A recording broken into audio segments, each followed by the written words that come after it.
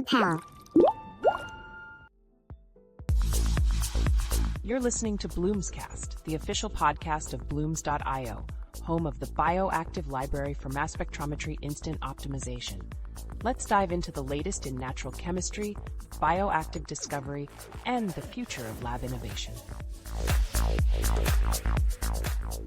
Today, we're plunging into the really fascinating world of what we're calling emerging herbal nutraceuticals. Yeah, it's quite a space. We've got this great review article, looks at things from a Western perspective, but also, compares it a bit with the Chinese market. Right.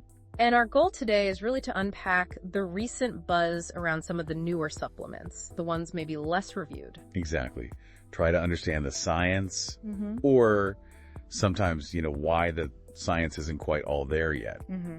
And for you listening, if you want to get a good handle on this quickly, but still get the depth, well, we've tried to do that work. Yeah, sift through it all. Pull out the surprising bits, the useful stuff, without making your head spin.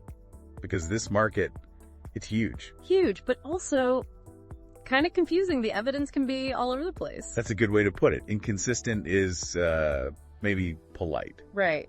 Which brings us to, what are we even talking about? Nutraceutical. Ah, yeah. Someone joked it's neither nutritious nor pharmaceutical.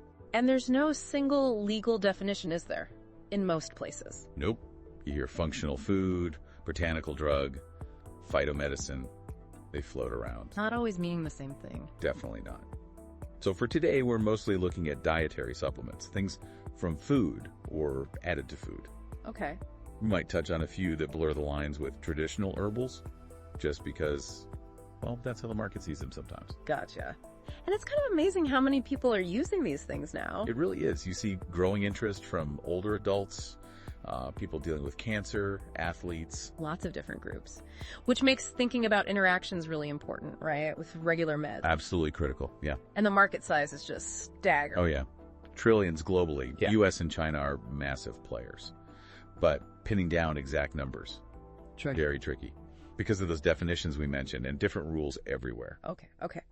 Let's dive into the specifics you came for. We've picked five newer ones getting attention. Yep, we've got astaxanthin, Cannabidiol CBD, everyone knows that one. modified ginseng extracts, monk fruit. And Nigella seed. Right, let's start with astaxanthin. Sounds like something from the ocean.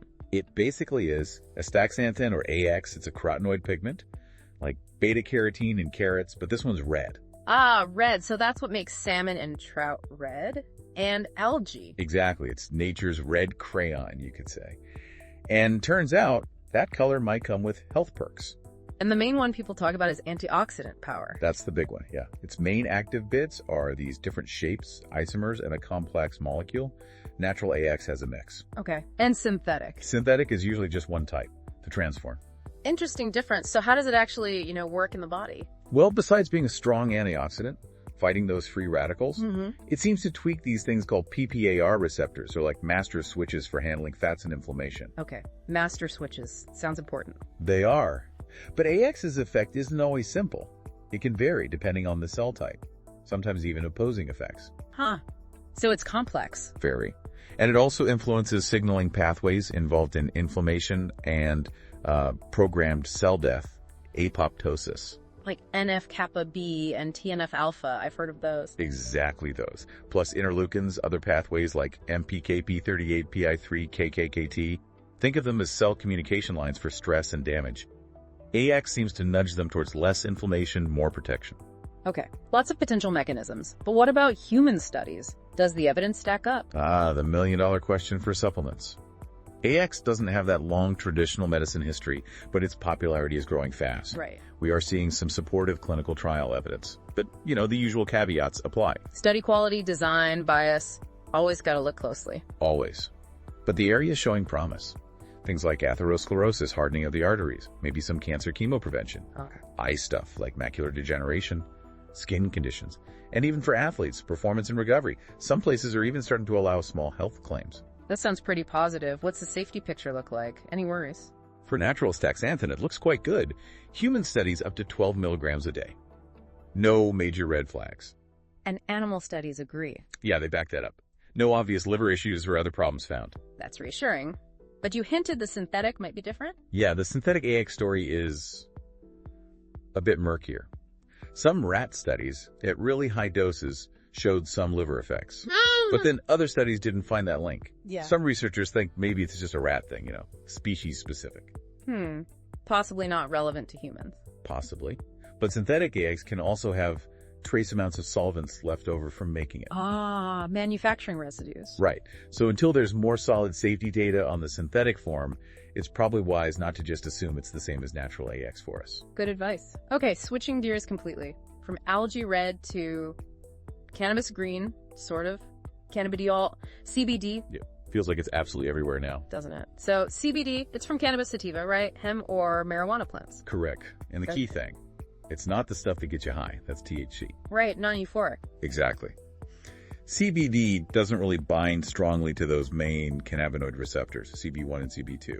Doesn't seem to have abuse potential, but it does have all lot of different pharmacological actions. So how does it do all that without the high? What's the mechanism? It's quite complex, actually. It seems to influence our own endocannabinoid system. Our internal cannabis-like system. Kind of, yeah. It also interacts with TRP channels involved in pain and temperature sensation. It activates PPR gamma receptors. Those again, the fat and inflammation ones. Yep. And it interacts with serotonin receptors, blocks others like GPR55, and even affects how our body handles adenosine, which is linked to relaxation.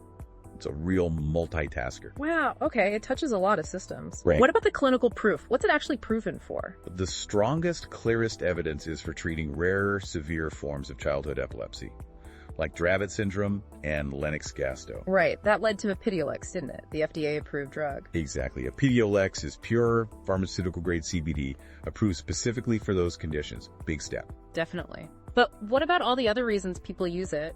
General wellness, anxiety, pain. Sales are through the roof. That's where the evidence gets fuzzier.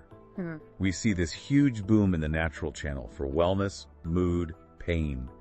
Animal studies are promising. They suggest it could reduce anxiety, maybe have antipsychotic effects, even antidepressant-like actions. And pain. Yeah, animal models show pain relief, potentially working through those serotonin and TRPV1 channels, and anti-inflammatory effects too. Okay, animal studies promising, human trials for those broader uses. Still limited, generally. Some encouraging early signs for anxiety, maybe schizophrenia, neuropathic pain like an MS, even inflammatory bowel disease. Like ulcerative colitis? Right, but we really need bigger, better quality trials to say for sure. Makes sense. And what about safety for these more general uses? Is it totally safe? Well, it used to be thought of as very safe even at high doses. But the epilepsy trials, they did show side effects are possible. Like what? Things like sleepiness, decreased appetite, diarrhea, and importantly, increases in liver enzymes. Liver enzymes. Okay, that's definitely something to note. It is. Yeah. And CBD can also interact with other drugs because it affects liver enzymes like CYP2C and CYP3A4. Drug interactions, like with clobazam. Exactly. It can increase levels of a component of that anti-seizure drug, potentially making people more sedated. We also just don't have a lot of long-term safety data yet. And there's a potential risks, like with other anti-seizure meds, for suicidal thoughts. Needs monitoring. Right. And a huge point, most safety data is from Epidiolex. The quality of other CBD products out there, it's a wild west. So, contamination, wrong dose, too much THC. All of the above are potential concerns. Yeah. So yeah, while pure CBD has promise, the unregulated market means you gotta be super careful about what you're actually getting. Very important takeaway for listeners. Okay, let's shift again. Monk fruit. I see this more and more as a sweetener. Exactly. Monk fruit, or Serratia gravenori, also called luohanguo. Long history in traditional Chinese medicine, now catching on globally as a low-cal sweetener. What makes it sweet? Is it like stevia? Similar idea, different compounds. Monk fruit sweetness comes from things called magrosides. They're a type of triterpene glycoside, especially magroside V. It's hundreds of times sweeter than table sugar. The fruit also has other things, flavonoids, polysaccharides with lab activity. And the traditional use in China, what was that for? Mostly respiratory stuff, bronchitis, coughs, sore throats. They even use the leaves for tea for that. Also just as a cooling drink in hot weather. Interesting. So, beyond sweetness, is there much science on those traditional uses or other health benefits? The published research on its mechanisms is still pretty limited. Yeah. One mouse study suggested a specific magroside might help with lung injury, maybe via pathways like TLR4 and AMPK. Okay. Other preclinical work points to antioxidant, antimicrobial potential. Animal studies do confirm it can lower blood sugar. But human data on health benefits. besides being a sweetener? Still pretty sparse. Uh-huh. There's some interesting work on how our gut bugs process mogricides and maybe differences between healthy folks and those with type 2 diabetes, but it's early days. So mostly the research focus has been on its sweetener properties. Absolutely. Lots on the chemistry, extraction, how we metabolize it, all related to using it instead of sugar. And lots of safety testing, too. Especially because it's considered a novel food in Europe, right? Needs that safety check. Exactly. That requires a thorough evaluation. And how does the safety look overall? It's really good, actually. Lots of animal studies show a lack of toxicity. Human studies suggest it doesn't mess with energy intake, blood sugar, or insulin. So, generally considered safe. Yeah, it's GRAS, generally recognized as safe in the U.S. Approved in Canada, too. The EU assessment is ongoing, but the data so far seems pretty reassuring. Good to know for people exploring sugar alternatives. Okay, next up, ginseng. A real heavyweight in the herbal world. Long history there. Oh, absolutely. Panax ginseng is probably the most widely used herbal product globally. Centuries of use for vitality, longevity, stress, just general support. Wild ginseng, super prized, crazy expensive sometimes. And I hear there's a newer interest now, specifically for brain function, cognition. Yes, that's a big area right now. Enhancing cognitive ability, maybe even for extreme situations like space travel.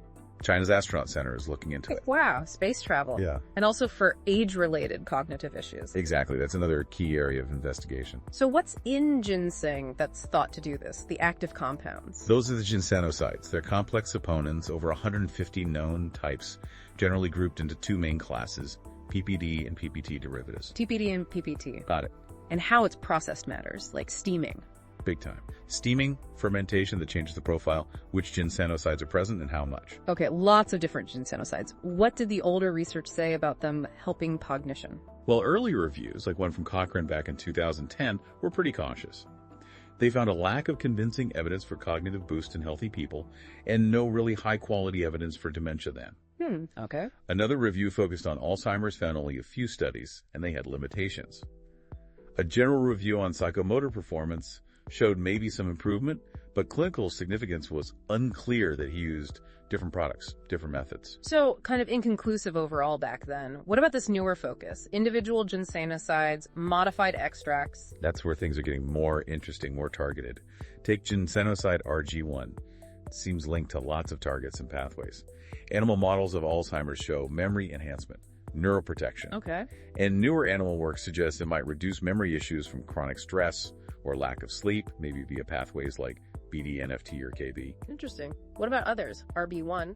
RB1 also shows promise in animal models, improving spatial memory, reducing impairment, maybe helps protect against cognitive problems after anesthesia by tackling neuroinflammation and oxidative stress. And RH1, RH2. Yeah, they have antioxidant effects, anti-cell death effects relevant to brain health, also help with sleep deprivation memory issues in animals.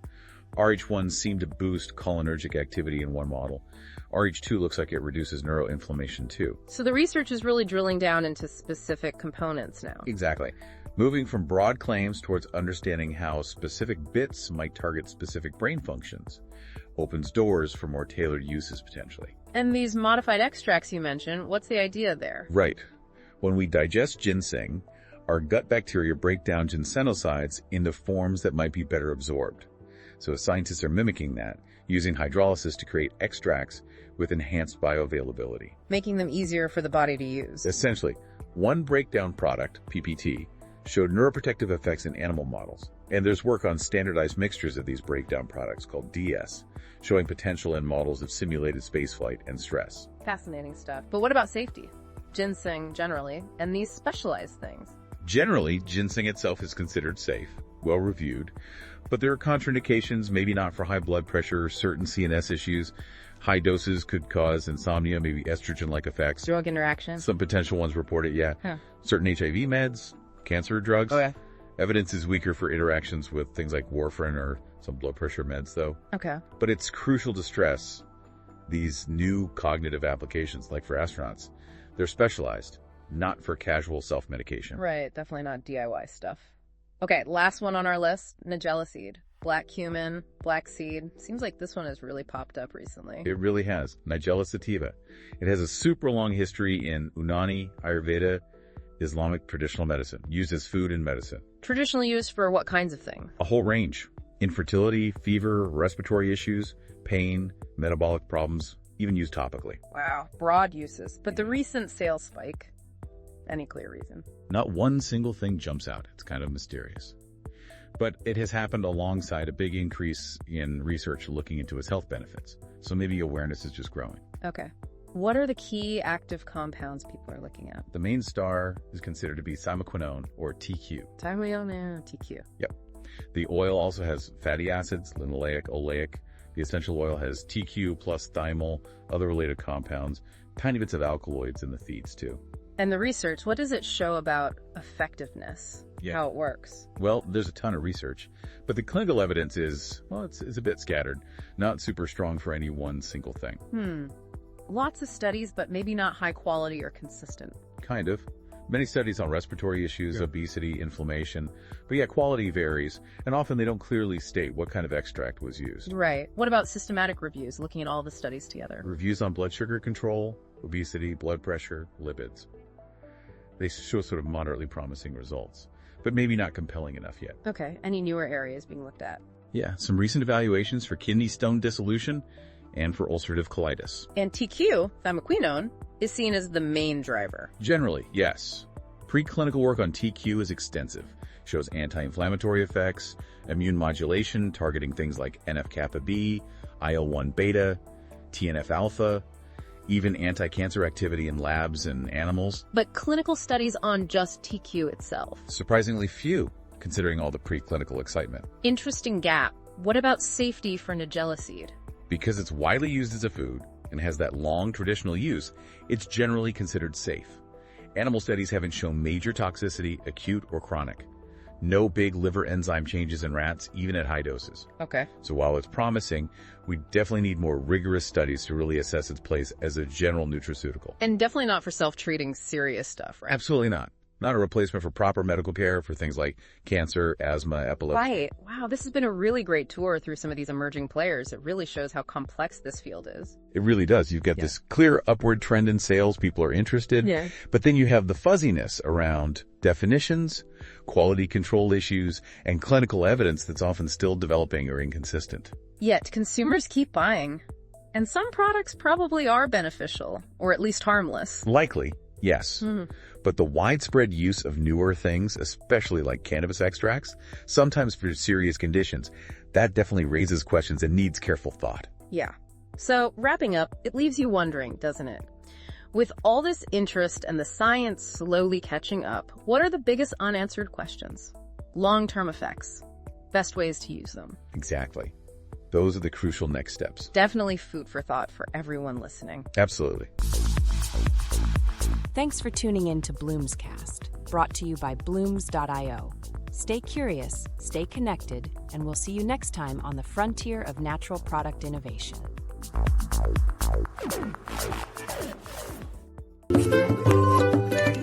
Pharmacology.